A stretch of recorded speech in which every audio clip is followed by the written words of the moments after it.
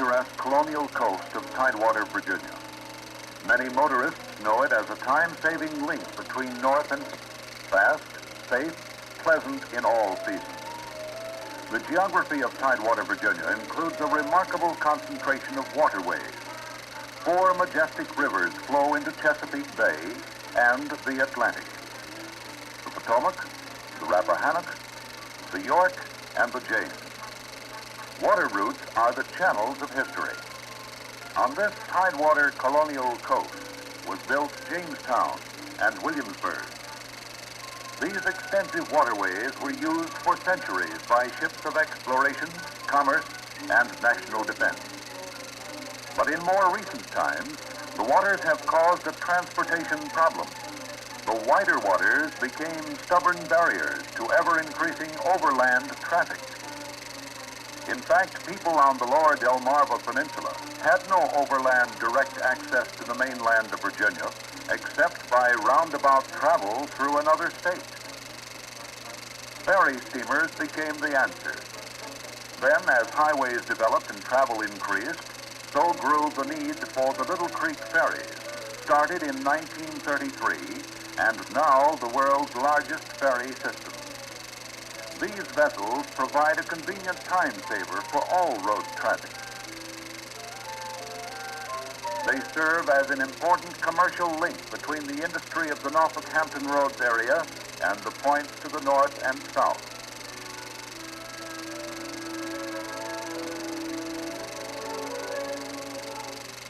The 21-mile ocean ferry boat trip offers one of the most delightful water journeys still available in America, and a refreshing break from arduous highway driving. Many thousands of travelers plan their trips so they can relax and dine as they sail across the Chesapeake, and so save even more travel time. Like all good things, word gets around, and the demand for the ferry grows. And growth is the word to describe the entire Tidewater area. The advantages of deep water ports, close to the Atlantic, are apparent. Here, the United States Navy maintains its Atlantic Fleet headquarters, the largest naval installation in the world. Here, too, is NATO naval headquarters, and great military airfields, as well as scientific complexes for space research. The anchorages are filled with ships of commerce, but the growth is not all in shipping. In the Hampton Roads area, many new plants have come, bringing new people, new houses, new business.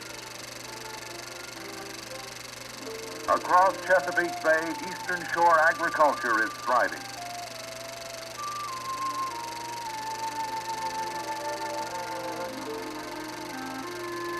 During the season, packing sheds work throughout the night so that shipments go to the markets the next day. This, in turn, has caused a demand for a modern turnpike-type highway to the north, bypassing the traffic congestion of Baltimore, Washington, Wilmington, and Philadelphia. And it was a boon to highway travelers who wanted to save time and trouble. So even more drivers have come to use the Little Creek ferries to cross lower Chesapeake Bay. And even more traffic is coming tomorrow. Now the problem: build more ferries at ever-increasing cost, or to dream, to dare, to challenge with a permanent continuous flow crossing of the Chesapeake Bay.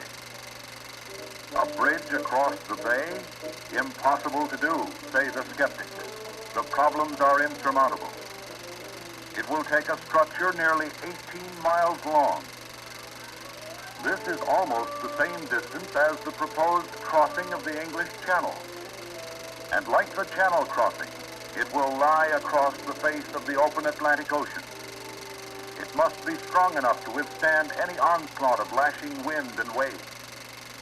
And if this were not enough, the bridge must cross 2 of the most important shipping channels in the world: Thimble Shoal Channel for Hampton Roads anchorage, the Chesapeake Channel for ocean shipping using Upper Chesapeake Bay. The problems were staggering. Cross almost 18 miles of ocean and protect two of the most vital ship channels in the world. And raise $200 million to pay for it. Matter under discussion now is the north approach road on the eastern shore of Virginia. Mr. Chairman, you were discussing. These are the men who bore the responsibility. The Chesapeake Bay Bridge and Tunnel Commission. To these men fell the Herculean task of raising the money, and with the consulting engineers, solving the almost endless engineering problems. The most basic and thorny question, how to protect the vital shipping channel, is solved by a bold and imaginative answer, a bridge tunnel. Tunnels under the shipping channels solve the problem of channel blocking by enemy attack, and also solve the problem of building a bridge high enough to clear any ship of the future. Ruling out suspension bridges meant the construction of 4 man-made islands. Islands long and wide enough to allow a gentle transition to tunnel roadways. Let's take a trip of the future from the Virginia mainland. We travel across a trestle to the first man-made island. The South Island will offer a mid-ocean restaurant, thus maintaining the sea tang atmosphere of the ferry steamers. Then through Thimble Shoal Tunnel, emerging on another island, on to more trestles, to Chesapeake Tunnel, connecting its own 2 islands. We continue on the roadway, up the gentle climb to the North Channel Bridge, high enough to clear the masts of fishing vessels. Then a smooth descent to Fisherman Island, across the island on a causeway, across Fisherman Inlet Bridge, which clears pleasure craft using the inland waterway. Then northward on the eastern shore of Virginia. Spread across Chesapeake Bay today is one of the greatest armadas of marine construction machinery ever assembled. As far as the eye can see, workboats, gigantic steam cranes, barges loaded with material, cross and recross the bay.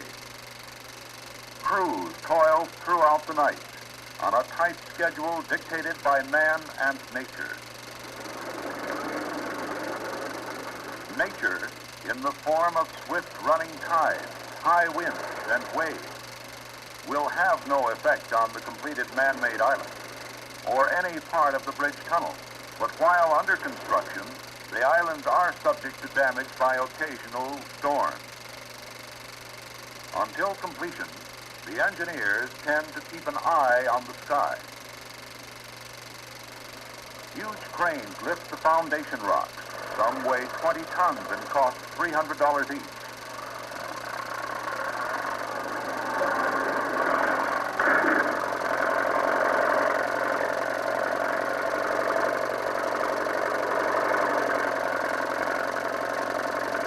Fitting them into place with engineering precision.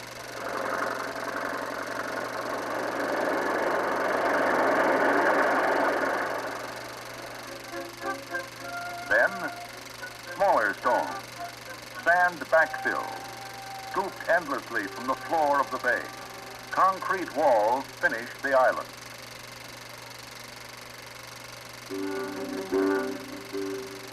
Into each man-made island is being built an entrance ramp for the tunnel roadways and ventilation shafts. The tunnels themselves are built inside gigantic steel tubes. These sections are almost 40 feet in diameter. At first, they rest high in the water. In this outfitting yard, these great steel cylinders are prepared for encasing in thousands of tons of concrete. The first step is pouring the road deck and ventilation chambers. Then the sides are poured, followed by the roof section. Special pockets are left in the concrete shell. This concrete section will sink the tube section until it has just exactly the correct negative buoyancy. Now, resting low in the water, the outer jackets of concrete are poured. until the tunnel section is just visible above water. The tunnel sections are cradled between two huge barges. The immense weight is offset by the calculated remaining buoyancy. In this way, the builders raise and lower the tube by using slings and a strong back. Now the tunnel section is lowered into a deep trench, dredged in the floor of the bay. As it lowers into position, divers precisely control the alignment. Welded steel and tons of concrete permanently join the tubes together. Then tons of sand are piled on top. As they are laid, two sections are kept sealed for safety. Tunnel crews burn through the watertight bulkheads, and the finishing work is started. To the average motorist, the most striking aspect of the new bridge tunnel will be the miles and miles of roadway supported by trestles. Safely above the tallest waves, it will stretch out of sight across Chesapeake Bay and the Atlantic. The trestle-supported roadway has these major components: 3 piles tied together with a cap, and the 4 individual roadway sections.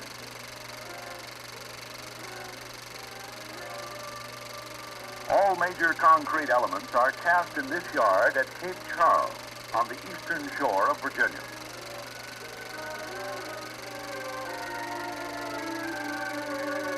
The first step in constructing the giant piles is welding reinforcing cages.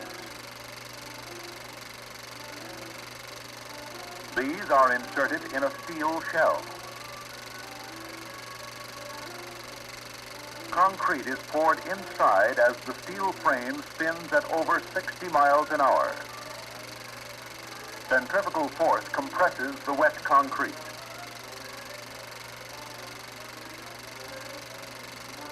Now, sections are strung together like gigantic beads on a string.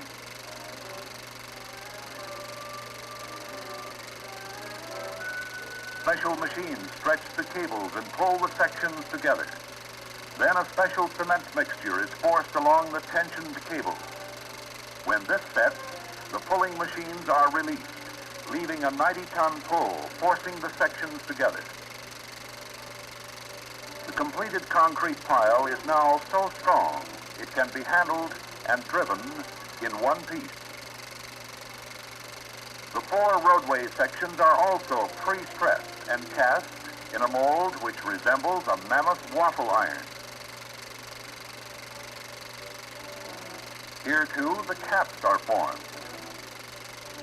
All components are towed out into the bay for assembly.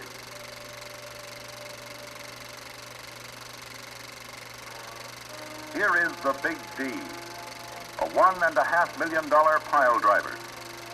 While it appears to float, it actually stands firmly on the bay floor, supported by 4 huge legs, in turn supported by pontoon feet or spuds. This allows the Big D to drive the pile, free of movements caused by ocean swell, and to drive them with precision. On the site, here is the Big D in action. The size alone can stagger the viewer. With ease, it picks up the concrete piles weighing 150,000 pounds or more. Positioned in the arms of the Big D, the piles are set for driving.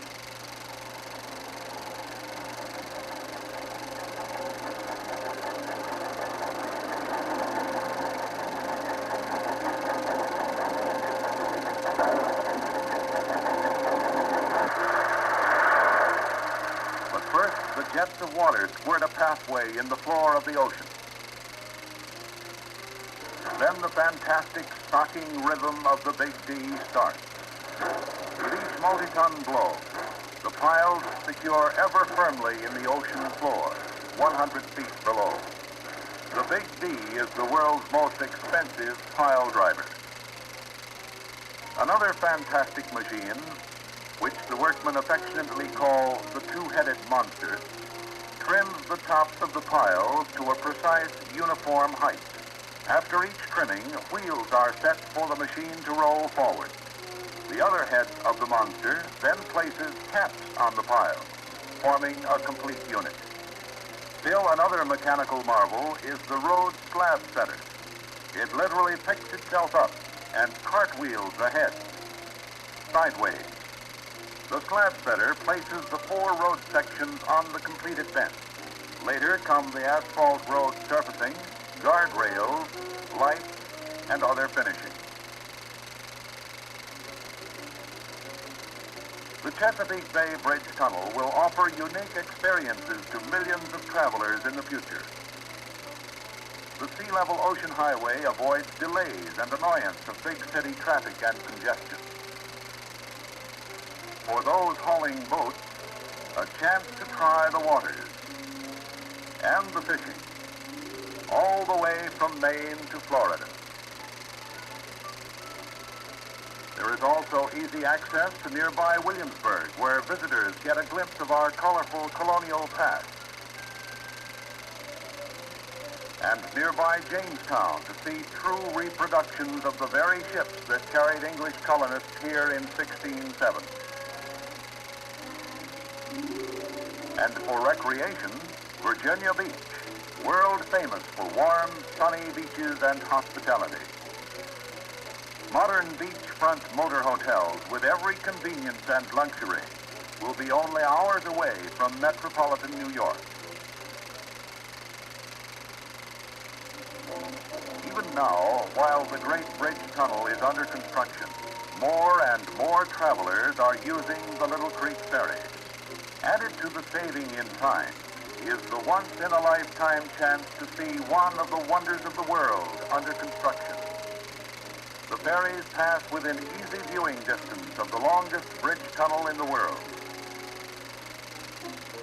The passenger can marvel at man's ability to overcome some of the most difficult of nature's obstacles. The whistle of the ferry is almost a final note which signals the end of another passing romantic period of America's transportation history. The answering whistle is the opening of an era bringing new convenience and economy to millions of Americans.